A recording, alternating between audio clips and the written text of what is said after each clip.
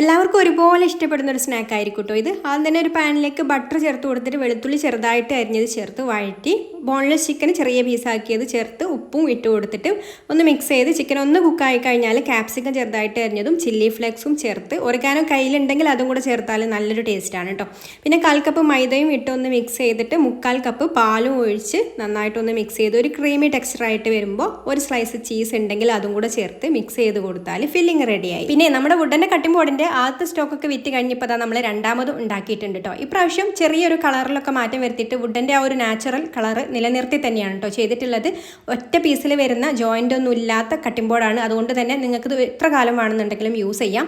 പിന്നെ കുറച്ചും കൂടി ഒരു അഫോർഡബിൾ ആവുന്ന പ്രൈസിലും കൂടിയാണ് കേട്ടോ ഇപ്രാവശ്യം നമ്മളിത് കസ്റ്റമൈസ് ചെയ്തിട്ടുള്ളത്. അപ്പോൾ ആവശ്യമുള്ളവർ സ്ക്രീനിൽ കൊടുത്തിട്ടുള്ള ഈ ഒരു നമ്പറിൽ ഒന്നങ്ങ് വാട്സപ്പ് ചെയ്താൽ മതി. ഇനി ബ്രെഡിൻ്റെ ഈ ഒരു ബ്രൗൺ കളറിലുള്ള ഭാഗമൊക്കെ ഒന്ന് കട്ട് ചെയ്ത് മാറ്റിയതിന് ശേഷം ഒന്ന് സോഫ്റ്റ് ആവാൻ വേണ്ടിയിട്ട് ഒന്ന് ആവി കയറ്റിയെടുക്കാം. ഒരു 3-4 സെക്കൻഡ് ഒന്ന് ആവി കയറ്റിയെടുത്താൽ തന്നെ ബ്രെഡ് നന്നായിട്ട് സോഫ്റ്റ് ആയിട്ട് വരും കേട്ടോ. എന്നിട്ട് എടുത്തിട്ട് ഇതുപോലെ ഒന്ന് പരത്തി കൊടുക്കുക. ഇനി ഈ ഒരു സൈഡിലായിട്ട് നമ്മൾ ഫില്ലിങ് വെച്ച് കൊടുത്തിട്ട് മടക്കി കൊടുക്കുക.